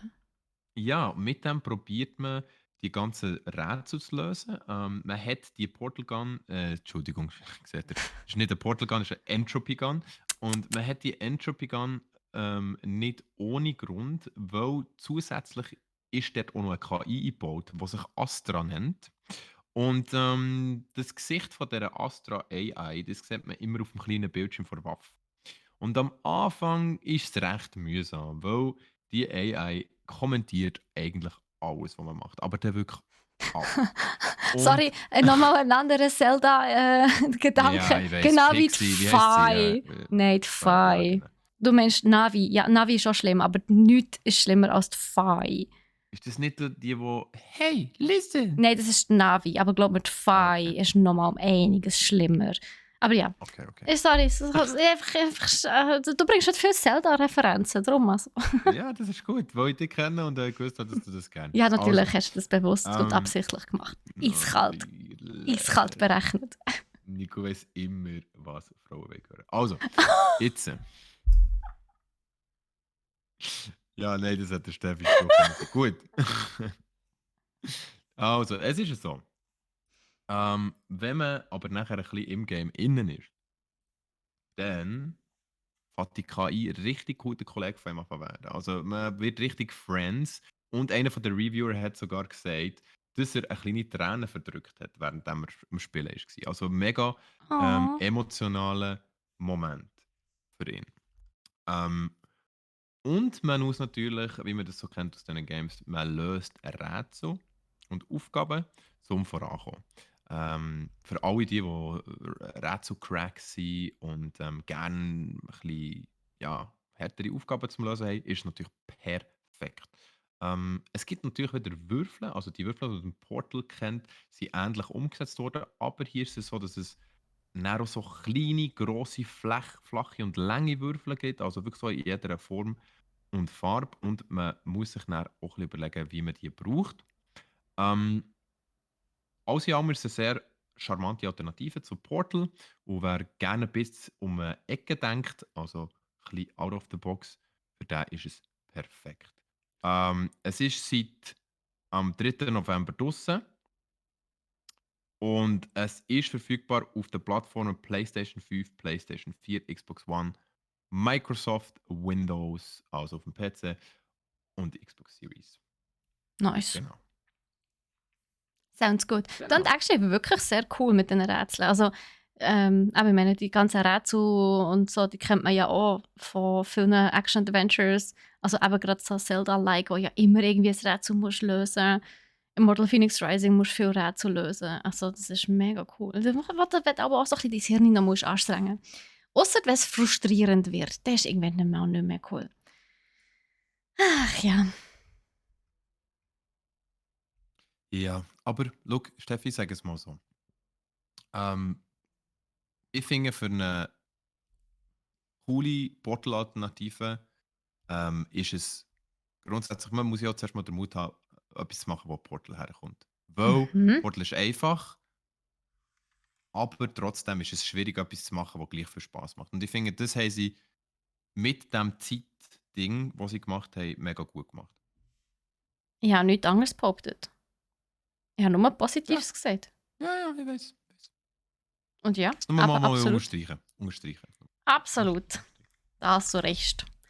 Also, so viel zum Buff würde ich meinen. Das waren wirklich coole Themen. Ausser das Callisto-Protokoll. Da bin ich mir noch nicht so sicher. Aber muss ja nicht jedem gefallen. Aber was sicher nicht jedem gefällt, ist das ganze Smash-Gestürm, das wir hier literally weltweit im Moment gerade haben. Also, nur schnell an dieser Stelle, ich probiere es. Also, das ist das einzige Crit-Thema. Und ich probiere es wirklich so übersichtlich und kurz wie möglich zusammenzufassen. Es ist wirklich ein Tohuwabohu. Also, es war nicht ganz einfach, bei diesen 5000 Stories noch durchzublicken. Aber folgendes. Also, ihr kennt doch alle Super Smash Bros. Gibt es in Ultimate und die alte Version, sage ich jetzt mal, Melee, immer noch ja, eigentlich die beliebteste Version in der Smash E-Sports-Szene. Und die Smash E-Sports-Szene ist sehr gross tatsächlich weltweit. Es gibt Leute, die wissen das nicht, aber es ist wirklich gigantisch gross und auch sehr kollegial. Also man hilft sich dort auch sehr untereinander und ist sehr unterstützend. Und Nintendo hat ja selber offiziell kein Smash-Turnier oder Cups oder irgendetwas in dieser Art und Weise. Keine Ligen, gar nichts. Sie sind sie sagen sogar, das ist etwas, was die Community selber machen muss, wenn sie das haben. Das ist also wirklich, alle Smash-Turniere sind meistens von der Community organisiert und so weiter. Es gibt so ein Unternehmen, das nennt sich Smash World Tour, also das ist eigentlich so eine Cup-Serie, die weltweit fungiert, also weltweit unterwegs ist. Die haben dieses Jahr einen Preispool von $250.000. Und das war wirklich ein Rekord. Und schon allein dieses Jahr haben sie weltweit über 6.400 Live-Events gemacht mit mehr als 325.000 Teilnehmern. Also, ihr müsst euch wirklich vorstellen, es ist riesengroß. Es ist die grösste E-Sports-Tour in der Geschichte von Smash. Und auch die Meisterschaft ihr erfahrt dann noch warum, hat eigentlich auch die grösste sollte werden, beziehungsweise es hat noch nie in der Geschichte von Smash so ein grosses Preisgeld zu gewinnen gegeben. Und für nächstes Jahr wäre sogar, also für die World Tour 2023, wäre sogar $350.000 geplant gewesen. Jetzt ist es aber so, dass sie nicht einmal ungefähr 10 Tage, so zwischen 1 Woche und 10 Tagen, bevor das gestartet ist, haben sie müssen absagen. Es ist gecancelt worden. Wieso das? Nachdem sie 12 Monate lang mit Nintendo in Kontakt waren. Also es war so, sie haben einen Antrag gestellt, beziehungsweise Nintendo sind sie irgendwie zusammengekommen, weil sie halt das riesige Ding machen für die Szene. Und Nintendo hat zuerst gefunden, hey, mega cool, wenn wir unterstützen, bla bla. Und sie waren wirklich etwa ein Jahr lang in regelmäßigem Austausch gewesen. Klar, Nintendo hat immer sehr viel zu tun. Sie mussten etwa die mal ein bisschen länger warten. Sie haben auch dann gefunden, hey, wir jetzt offiziell beantragen, damit wir eine Lizenz bekommen von Nintendo für das Smash-Turnier. Und da haben sie effektiv 7 Monate darauf gewartet, bis sie dann mal eine Antwort haben bekommen. Und das war eben jetzt kurz bevor sie das Turnier starten. Vorher haben sie es announced, ohne dass sie die Lizenz hatten. Aber vorher hat es ja auch funktioniert. Darum sind sie davon ausgegangen, das wird auch das mal wieder funktionieren. Vor allem Nintendo war auch immer sehr supportive. Sie haben immer gesagt, ja, kein Problem, macht einfach euer Ding. Sie haben nebenbei haben sie schon eine Lizenz vergeben an die grösste Konkurrenz von Smash World Tour. Das ist Panda Global, heissen die. Das ist eigentlich so eine riesengroße Organisation, die auch zig Caster, E-Sportler und so weiter unter Vertrag hat. Und die machen aber auch Cups. Und die haben eine offizielle Nintendo-Lizenz. Und Smash World Tour nicht. Ah, okay. Ja, das hat aber eigentlich nichts ausgemacht. Also Nintendo hat ihnen gesagt, das spielt absolut keine Rolle. Ihr könnt koexistieren, ihr tut euch nicht gegenseitig irgendwie kannibalisieren. Wir möchten sogar, dass ihr zwei nebeneinander besteht und euch ein Ding durchzieht. Also hat alles wirklich super getönt. Ja. Und jetzt ist es irgendwie plötzlich eben so eine Nacht vor Thanksgiving. Man muss sich vorstellen, für die Amerikaner ist ja Thanksgiving wirklich eine sehr grosse Feiertag. Und in der Nacht vorher haben sie eine Absage bekommen von Nintendo, dass sie die World Tour für das Jahr noch müssen absagen und 2023 auch nicht darf stattfinden. So out of the blue. Niemand schnallt warum.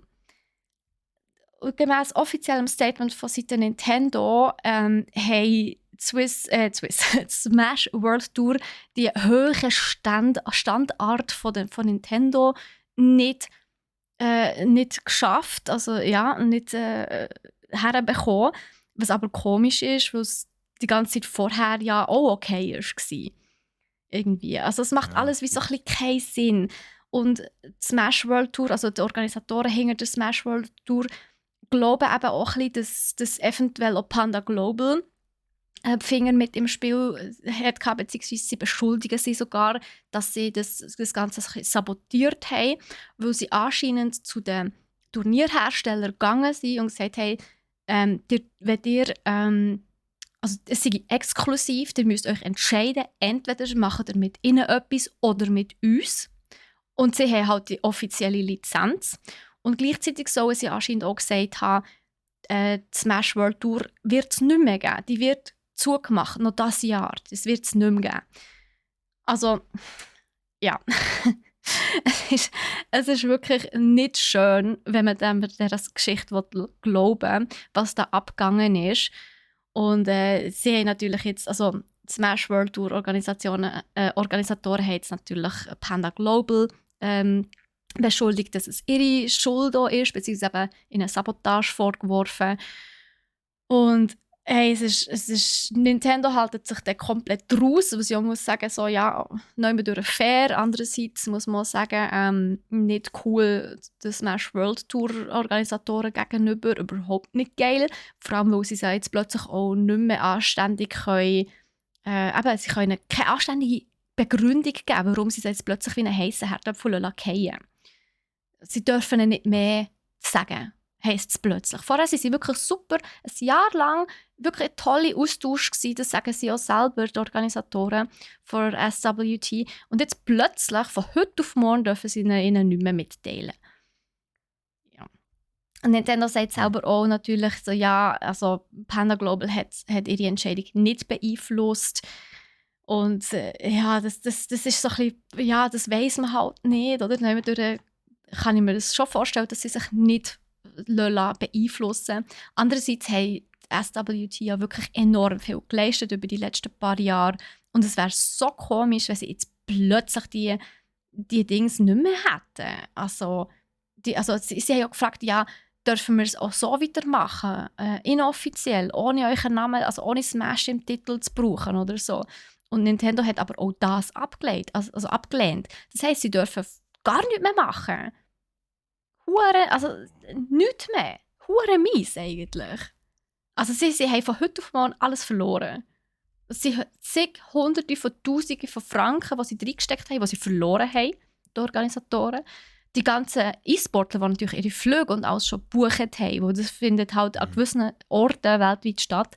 Also einmal in Europa, einmal in China, einmal in Nordamerika und so weiter. Also so ortweise, oder? Und das müssen sie ihnen alles rückerstatten. Also das ist crazy, wie viel Geld das hier auf Flöten geht. Also das ist ja komplett Ja. weird, oder? Mhm. Also das ist ja wirklich...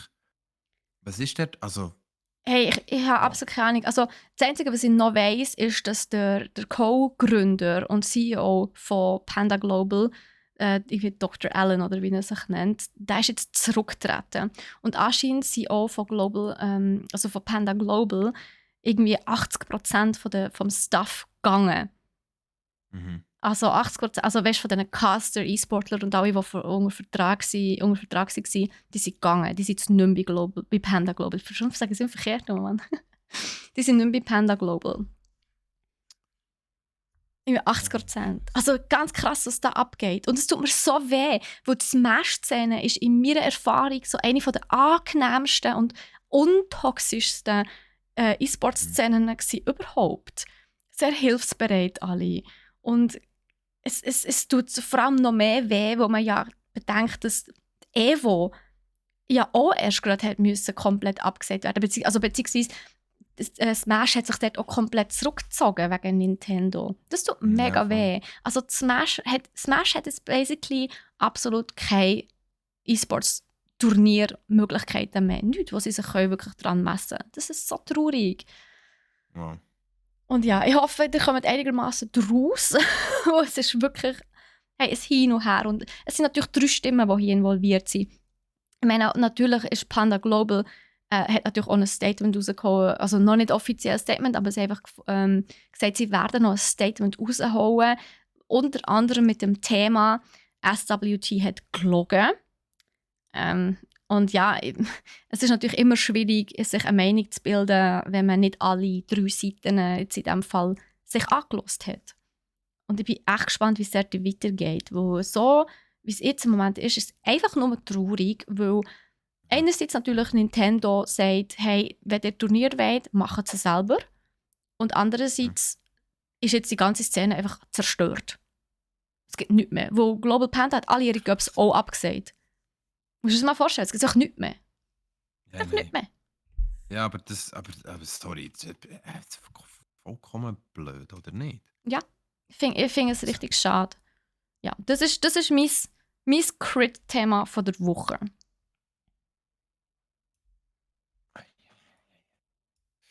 Also, ja. Ja, Also, weiss man fast ich nicht, weiss was gar man nicht, was dazu ich soll dazu sagen. nehmen Aber soll. ja, es ist einfach nur so, the fuck, es geht. Es geht ab. Also, Keine Ahnung, also ich glaube, da müssen wir einfach würdest du wirklich sagen, wo abwarten. ist der Fehler passiert?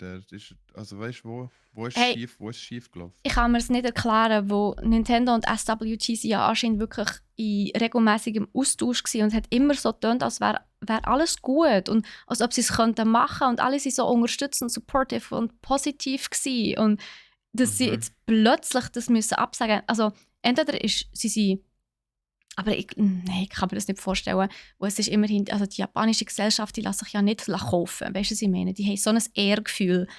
Also die Japaner lassen sich nicht kaufen. Also ich kann mir nicht vorstellen, dass irgendwie Panda Global sie irgendwie bestochen hat oder so. Das kann ich mir nicht vorstellen.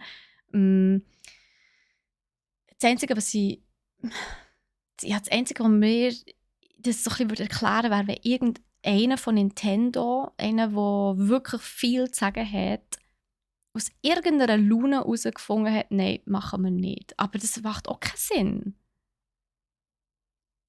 Stimmt. Weißt du, also nein, ich weiß es nicht. Also, ich bin gespannt, was Panda Global offiziell für ein Statement rausholt. Ja, mal schauen, ob Nintendo mal wieder etwas dazu sagt. Mal schauen, ob grundsätzlich das ganze Thema irgendwann mal gelöst wird. Man möchte es ihnen ja gönnen, der Smash-Community. Wo so ist einfach das so ist einfach nur traurig. Wo jetzt gibt es gar nichts mehr. Jetzt haben sie nicht 2 Turnierserien bzw. Serietouren, also die Cup-Touren, sondern gar keine mehr. Vorher ist es ja darum gegangen, dass man 2 nebeneinander hat, parallel. Und jetzt ist es einfach 0. Also, da denke ich mir einfach auch so, hey, also, entweder reden die Leute einfach falsch miteinander oder ich weiß auch nicht. Ich weiß es nicht. Das ist mir ein Rätsel. Ich komme nicht raus. Misskommunikation for life, irgendwie, ja. Es ist so ein bisschen... Ich glaube, das ist mehr als nur das. Ich kann mir es nicht... Also ich weiß Ja. es nicht. Ich weiß es echt nicht. Aber ja. Du, schau, wir werden sicher weiter drauf schauen. Vielleicht gibt es irgendwann mal in nächster Zeit ein Update. Wäre sicher nicht schlecht. Bis dann müssen wir uns doch ein bisschen gedulden. Ja, ja. Also merci viel mal für allgemein die ganze Story aufzurollen. Das ist ja, Also es ja war nicht ein einfach, Riesending und gewesen, es das wird muss ich immer wirklich grösser. sagen. Ja. Ja, Ja. es ist irgendwie 6, 7 verschiedene Texte, gewesen, ewig lang. Das Originalstatement von SWT habe ich auch gelesen. Und es liest sich wirklich wie eine Odyssee. Also es ist so traurig. Ja. Ja, krass. Ähm, ja, also ich persönlich finde, man hat also es ist wieder eine mega Verkomplizierung und eine verstrickte Sache, wo man auch viel einfacher hätte können lösen, Durchaus. wenn die richtigen Leute miteinander hätten geredet. Und ist es nicht oder richtig miteinander hätten geredet. Und ist es nicht oft Fehler von der Kommunikation oder vom Missverständnis, Steffi, wenn irgendwo in der Geschäftswelt schöne und coole Projekte einfach den Bach runtergehen, weil sich Leute nicht haben zugelassen Ich oder hoffe halt es, gewisse Leute sich haben quergestellt ja, das. Oder eben nicht gönnen. Ich weiß es nicht. oder nicht haben wollen Ja. gönnen, genau. Ja, genau. Ja, es ist einfach schade, weil schlussendlich sind diejenigen, die wirklich darunter leiden, sind die über 300'000 Smash-Spieler, die daheim mitgemacht. Und Ja. ja, also die Community schlussendlich. Und ich finde einfach so etwas auf dem Rücken von der Community auszutragen richtig scheiße. Ja, Ja. Ja. mehr kann ich nicht dazu sagen. Ich würde gerne noch die Geschichte von allen 3 Seiten eigentlich noch hören. Irgendwie. Also, es ist natürlich nicht also so einfach gemacht. Und Nintendo ist, das kennen wir ja selber, Nintendo ist halt ein japanisches Unternehmen, die sind sehr zurückhaltend, grundsätzlich im offizielle Statements geben. Das sieht man ja Mhm. auch vielfach bei den Games. Die geben eigentlich keine Infos raus, bis sie sich nicht 100% sicher sind mit etwas. Und von dem her, das ist einfach eine ganz andere Kultur auch. Das ist eine andere Art von Businessführung, ja, auf jeden Total, Fall. ja. Ja.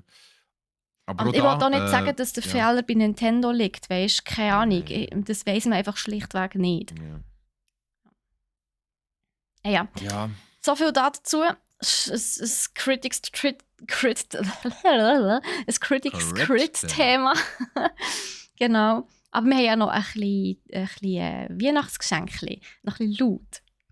Also nicht, was wir bekommen haben, weil Weihnachten ist noch nicht durch, aber wir haben ja ein paar Sachen gepostet. Was hast du gepostet? Was habe ich gepostet? Weihnachtsgeschenkli. Ganz ehrlich, liebe Zuhörer, ich bin Weihnachtsgeschenkli-mässig leider noch nicht so gut bestückt. Aber ich werde natürlich gleich auf unseren Shop gehen, wo anders soll ich Weihnachtsgeschenke bestellen, als nicht bei brack.ch. Weil ich meine, sie sind ja am nächsten Tag da. Das heisst, nie mehr kann ich den Stress an einem 24. durch den Tag mir noch müssen zu überlegen, was ich jetzt am Abend für Weihnachtsgeschenke zu kaufen, in die Stadt juffeln und nachher mit allen anderen Leuten zusammen probieren, irgendetwas einzukaufen, was noch passt. Und quasi der andere muss das Geschenk aus der Hand reißen. Nein, das habe ich zuerst gesehen. Also so Zeug muss ich nicht mehr machen jetzt, aber ich kann es einfach bei Brack bestellen. Und Bist du so ein am nächsten Tag. Last-Minute-Geschenkkäufer in diesem Fall? Ich bin so ein Last-Minute-Geschenkkäufer, ja. Genau. Wow. Ich nicht. Ich bin zwar auch nicht die, die sie schon im Sommer alle ready hat, aber ich habe die meisten von meinen Geschenken tatsächlich schon. Einerseits habe Im ich... Sommer ready gehabt. Nein, jetzt erst. Das letzte, was ich bestellt habe, ist gerade letzte Woche gekommen. Das war Oh. ein Messer. Also ein japanisches Kochmesser, das so von Hand gehämmert ist. Also mit so einem holzigen Ja. Griff. Die sind Ja. actually recht teuer, also das kauft man sich selber nicht. Das ist wirklich so ein Geschenk. Also das kaufst du, weil du weisst, dass jemand gerne kocht und gerne ein scharfes Messer hat. Und nicht so die kleinen zackigen Schnitzel oder so. Hm? Denkst du an deinen nächsten richtig cooles Zeug? Ja, sicher. Da bin ich ja Wenn schon, dann richtig schon. gespannt auf meinem Geschenk. Ja. Bist du einer von meinen Nächten? Das wüsste ich gar nicht, okay. Nein, nein. Gerät neben dir, wie auf dem Film. Ja. Ja, auf das Screenshot. Ja, Genau. nein, auf jeden Fall. Die Steffi, wie gesagt, ist vorbereitet. Ich bin nicht Auf die Kerzen habe ich schon gekauft. gekauft. Die ich möchte schenken. Aber das sind so Ideen, die kommen wir halt so einen Tag vorher. Also, Auf Ja, wenn Praxismuseum dir- könnt ihr am 23. bestellen. wenn dir Ideen- Zum Ich würde nur schnell. Nein, Nico, nein. Steffi. Wir haben Abschau wieder deine Schnurren, mega Nico. viel Nur Zeug, schnell wo für einen im Moment. Rabatt ist. Aber ich bin auch immer wieder erstaunt, was wir eigentlich alles haben. Gell, Steffi? Wir haben, glaube ich, am Anfang von meiner Arbeitszeit bei Brack mal darüber geredet, dass wir irgendwie könnte alle Artikelnummern in einen Topf schießen und nachher wollen einfach eine Tombola oder eine Lotterie machen und es würden so viele lustige Sachen rauskommen, wo man nicht gewusst hat, dass wir sie haben. Eine halbe Million Produkte, das wäre ein bisschen schwierig, zum Tombola damit zu machen.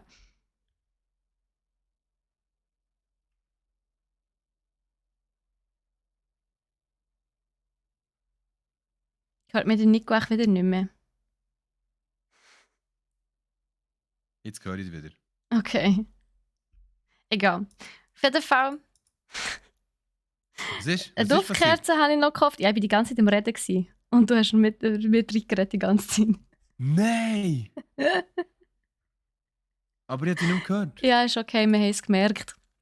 Ist das Update weiter? Nein. Es muss an dir liegen, Nico. Egal, auf jeden Fall. Genau. Ich weiß gar nicht, was du alles mitbekommen hast. Wir haben eine Geschenkseite, Leute. Geht da drauf schauen. Wir haben Geschenkideen, wo es natürlich um Gaming geht. Falls ihr noch Kollegen habt, die gerne gamen, geht da drauf schauen. /game, also brach.ch/gaming/Geschenke. Und dann kommt ihr auf die Seite. Dort hat es ein paar Ideen von uns, ein paar Vorschläge von unserem Team, von unserem Gaming-Team, wo ihr ein bisschen bummeln könnt, ein bisschen schauen, was es dort Schönes hat. Es wechselt immer mal wieder. Jetzt ist jetzt sind natürlich Weihnachtsgeschenke hoch im Trend, aber es wechselt eigentlich. Also für ein paar Monate hat es noch neue Geschichten drin. Genau. Da könnt ihr ja mal drin schauen. Der Link auf jeden Fall auch in den Shownotes. Genau, ich weiß nicht, was du dir noch gekauft hast. Ich habe auf jeden Fall noch Dings gekauft, Weihnachtskerzen und so Fußzeugs, so Wellness für die Füße. So. Das ist super im Fall. Das tut so gut. Achtung, alle Fußfetischisten. Ja, jetzt, Steffi hat Wellness für die Füße gehabt. Also, Ja, das ist super. Als Geschenk, perfekt. Und das ist eben so Zeug, das du dir selber nicht gönnst. Weißt du? Und aber so als Geschenk ist irgendwie, machst du gerne. Ja, das stimmt. Okay, nein, das mache ich eigentlich nicht. Aber Du gönnst nicht. Okay, ist gut. Also, du hast gehört, Leute, er gönnt nicht. Bitte seid nicht wieder Nico, gebt uns 5 Sterne, gönnt. Dann hören wir uns in einer Woche. Genau, wir hören uns in einer Woche und ich hoffe, Steffi hat jetzt nicht mehr gesagt, weil ich sage jetzt noch Tschüss zusammen. Tschüss zusammen. Hey, nein, Nico. Ich habe also gedacht, warum laberst du die ganze Zeit? So, what the hell? Ja, aber es war egal. weird gewesen. Also weißt du, ich meine, jetzt ist es die ganze Zeit gegangen, es kann ja gar nicht sein. Weiß es nicht. Aber Keine Ahnung. Der Ding hat noch gefunden, das Muck, hey, God of War Ragnarök wäre doch ein geiles Giveaway gewesen. Nico, was hast du dazu zu sagen? Das haben wir... hallo? Wer hat das gesagt? Ja, Danke. Look, du musst einfach wissen, also ganz ehrlich, ich weiss, wer das ist. Du musst echt wirklich mal ein bisschen in den Chat schauen, wenn ich so Zeug schreibe. Dann weisst du schon, dass wir das Zeug verlost haben. Gell? Oha. Monsieur. Mhm. So. Ja. Das ist also so der klassische Fall von sich nicht informieren, aber nachher motzen. Ja, genau. Und wenn du das wüsstest, wüsstest du schon, dass der Mafsi God of War cosplayed hat. Ja, genau. Das hat sogar mitbekommen.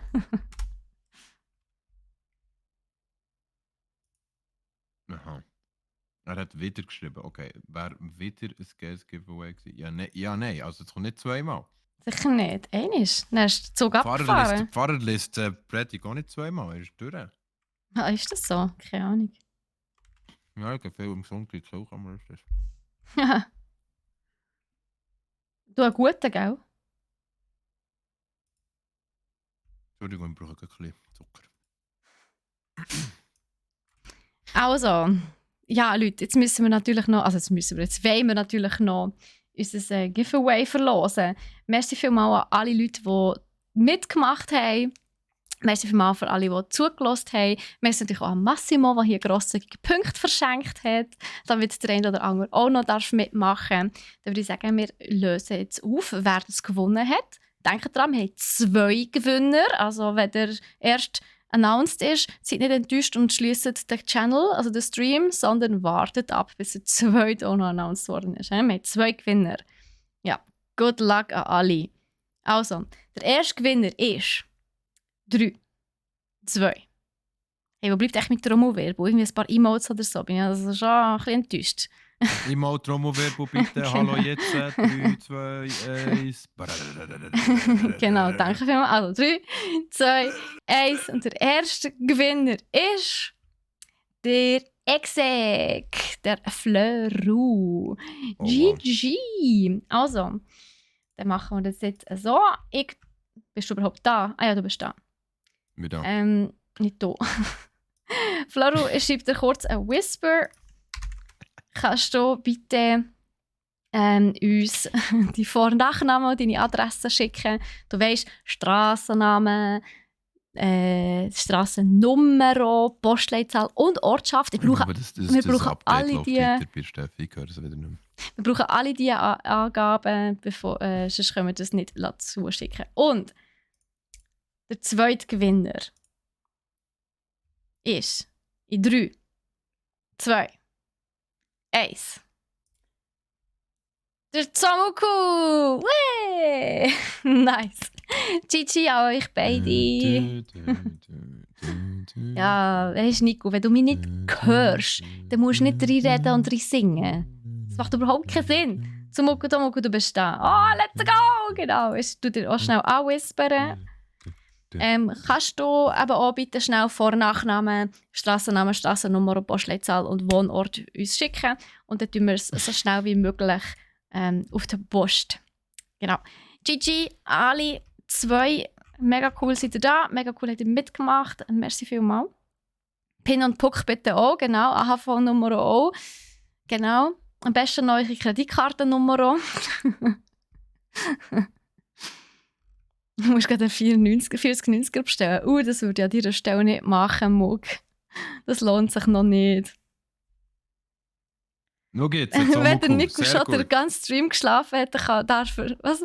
Mir ist das Case für Briefe ringen. Oh. Ja, das wäre doch schön. Sicher nicht. Sicher nicht. Du kannst selber holen. Das Problem ist das, Somoku. Bis du das Case hättest, wäre 2024. Also ich würde es dir wirklich schicken. Von unserem Päckchendienst. Definitiv. Alles klar, Massimo, mach's gut. Bis dann. Klausenjagd ist heute. Oh wow. Was? Ist das ein Ding? Klausjagd. Okay. Also, hey, super, merci vielmals. So cool. Genau, Brackmafia, so sieht es aus. Also, hey Leute, nur so schnell zur Info. Am Mittwoch gibt es das nächste Giveaway. Und am Freitag gibt es auch nochmal ein Giveaway. Just saying. Ich nach dem Regi, Big Party. Also mit ich bin mir den sicher, Kids. das Update läuft weiter irgendwie. Vorher ist es nämlich gegangen. Also, Leute, ich wünsche euch einen ganz schönen Abend noch, schönen Feierabend. Genießt noch euren Mänti. Was für ein Giveaway? Ja, es ist Dezember. Es ist Grande Fiesta. Es ist kurz vor Weihnachten. Wir müssen ein paar Geschenke verteilen. Also, aber ja. Ich wünsche euch einen wunderschönen Nachmittag. Ich wünsche euch noch einen schönen restlichen Abend. Steffi winkt. Ich hoffe, ihr habt ein Giveaway. Ich hoffe, ihr habt einen guten Feierabend. Geh, frisch Schutz bringst du wieder raus, Nico, wenn du die ganze Zeit reinredest. Tschüss zusammen. Macht's gut. Bye bye. Ignoriert Nico bitte. Danke. Tschüss.